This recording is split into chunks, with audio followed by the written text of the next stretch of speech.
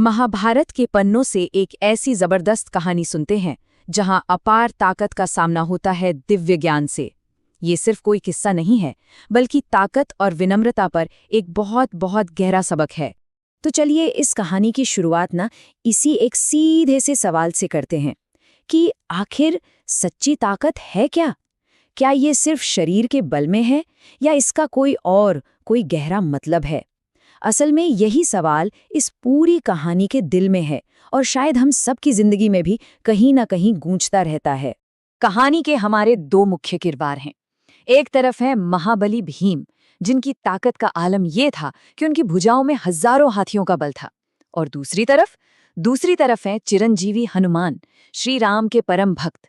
और सबसे दिलचस्प बात, ये दोनों ही वायुदेव के पुत्र थे, मतलब एक तरह से आध्यात्मिक भाई। तो ठीक है, अब कहानी के पहले हिस्से में चलते हैं। यहाँ हम देखेंगे कि कैसे एक नेक इरादे से शुरू हुई खोज अहंकार की वजह से अपने रास्ते से कह सकते हैं थोड़ी भटक जाती है। ये सब शुरू होता है जब हवा के साथ उड़ता हुआ एक खूबसूरत 1000 पंखुड़ियों वाला सौगंधिका कमल द्रौपदी के पास आकर गिरता है। उसकी दिव्य खुशबू ने उन्हें मोह लिया और उन्होंने भीम से वैसे ही और कमल लाने के लिए कहा। और भीम ने फौरन वादा कर दिया। अब उनके इन शब्दों में उनका आत्मविश्वास तो है ही, लेकिन साथ ही अपनी ताकत पर एक गहरा अभिमान भी साफ नजर आता है। और अक्सर यही अभिमान, यही घमंड हमारी समझ पर पर्दा डाल देता है। इसी सोच के साथ वो जंगल की ओर निकल पड़ते हैं। अपनी ताकत के नशे में चूर भीम ने जंगल में हाहाकार मचाना शुरू कर दिया। वो रास्ते में आने वाले बड़े बड़े पेड़ों को जड़ से उखाड़कर फेंक रहे थे और उनकी दहाड़ से पूरा पहाड़ कांप रहा था। उन्हें लग रहा था कि ताकत का मतलब ही यही है कि हर चीज को अपने रास्ते से हटाते चलो। लेकिन भीम का ये बेरोक-टोक सफर अब एक ऐसी चुनौती से टकराने वाला था जो उनके बल को नहीं, बल्कि उनके अहंकार को चुनौती देने वाली थी। तभी भीम ने देखा कि उनका रास्ता एक बूढ़े से दिखने वाले वानर ने अपनी पूंछ फैलाकर रोक रखा है। जरा सोचिए, एक ऐसा योद्धा जिसके सामने बड़े बड़े राक्षस नहीं टिक पाते थे, आज एक मामूली सी दिखने वाली पूंछ ने उसका रास्ता रोक दिया था। भीम ने अहंकार में गरजते हुए उस बूढ़े वानर को हुक्म दिया। उनके लहजे में एक तरह का तिरस्कार और बेसब्री साफ थी। उनकी नजर में ये वानर एक छोटी मोटी रुकावट से ज्यादा कुछ था ही नहीं। उस वानर ने बड़ी ही विनम्रता से जवाब दिया, और सच पूछिए तो यही जवाब भीम के अहंकार के लिए एक जाल था। ये एक ऐसा आईना था जिसमें भीम को अपनी ही ताकत की असलियत दिखने वाली थी।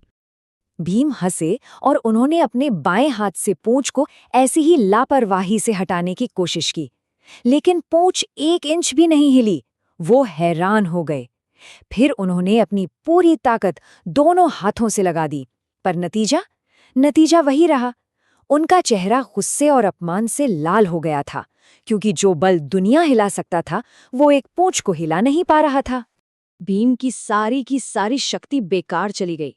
हजारों हाथियों का बल रखने वाले भीम उस पूंछ को जरा सा भी नहीं हिला पाए, और बस इसी एक पल में उनका सारा अहंकार चूर चूर हो रहा था। और यहीं से कहानी पूरी तरह पलट जाती है। ये जो शारीरिक बल की परीक्षा थी, अब वो एक आध्यात्मिक पाठ में बदलने वाली थी। एक ऐसी सीख जो भीम को हमेशा के लिए बदल कर रख देने वाली थी। भीम को समझ आ गया था कि वो किसी दिव्य शक्ति के सामने खड़े हैं। उनका अहंकार अब श्रद्धा में बदल चुका था। उन्होंने हाथ जोड़कर उस वानर से उनका परिचय पूछा, और यही सच्ची शक्ति की ओर उनका पहला कदम था। ये मान लेना कि कोई उनसे भी बड़ा है। भीम की ये विनम्रता देखकर वो बूढ़ा और कमजोर वानर अपने असली विशाल और तेजस्वी रूप में प्रकट हुआ। वो कोई और नहीं बल्कि स्वयं पवन पुत्र हनुमान थे। हनुमान जी ने कहा, उठो अनुज। उन्होंने भीम को याद दिलाया कि वे दोनों एक ही पिता वायुदेव की संतान हैं। ये कोई टकराव था ही नहीं, बल्कि एक बड़े भाई की तरफ से छोटे भाई को दी जा रही एक बहुत जरूरी सीख थी। अब आता है इस कहानी का सबसे जरूरी हिस्सा। यहाँ हनुमान जी भीम को सिर्फ बल नहीं, बल्कि बल के पीछे छिपे धर्म का असली मतलब समझाते हैं। हनुमान जी ने समझाया कि असली ताकत सेवा और धर्म के रास्ते पर चलने में है। शक्ति का मकसद घमंड दिखाना नहीं, बल्कि उसकी रक्षा करना है जो सही है। बिना धर्म के ताकत सिर्फ विनाश लाती है, लेकिन धर्म के साथ वही ताकत सबका भला करती है। तो इस पूरी घटना से भीम ने आखिर सीखा क्या? पहली बात, विनम्रता हमेशा अभिमान से बड़ी होती है। दूसरी, सच्ची ताकत तोड़ने के लिए नहीं बल्कि सेवा करने के लिए होती है। और तीसरी और सबसे गहरी सीख कि अहंकार हमारी आंखों पर एक ऐसा पर्दा डाल देता है कि हम सच को देख ही नहीं पाते। ये प्राचीन कथा सिर्फ किताबों में बंद होकर नहीं रह गई। ये एक ऐसा सबक है जो कभी पुराना नहीं होता। इसे हर पीढ़ी ने अपने अपने तरीके से समझा और सुनाया है, क्योंकि इसकी गूंज आज भी उतनी ही सच्ची है। महाभारत के मूल पाठ से लेकर आज के दौर की स्क्रीन तक इस कहानी ने एक लंबा सफर तय किया है, और हर बार ये हमें ताकत के असली मायने याद दिलाती रही है। विनम्रता का ये शक्तिशाली पाठ पीढ़ियों से दोहराया गया है, चाहे वो 1966 की तेलुगु फिल्म भीम नजनया युद्धम हो या फिर 1990s के दशक का वो मशहूर टीवी सीरियल महाभारत हो। इस कहानी का महत्व आज भी उतना ही है। और अंत में हनुमान जी ने भीम को एक शक्तिशाली वचन दिया। उन्होंने कहा कि वो कुरुक्षेत्र के महायुद्ध में अर्जुन के रथ के ध्वज पर मौजूद रहेंगे, जो पांडवों के धर्म युद्ध में विजय का प्रतीक बनेगा। तो भीम को जो एक व्यक्तिगत पाठ मिला था, वो अब पूरी मानवता के लिए एक संदेश बन गया था।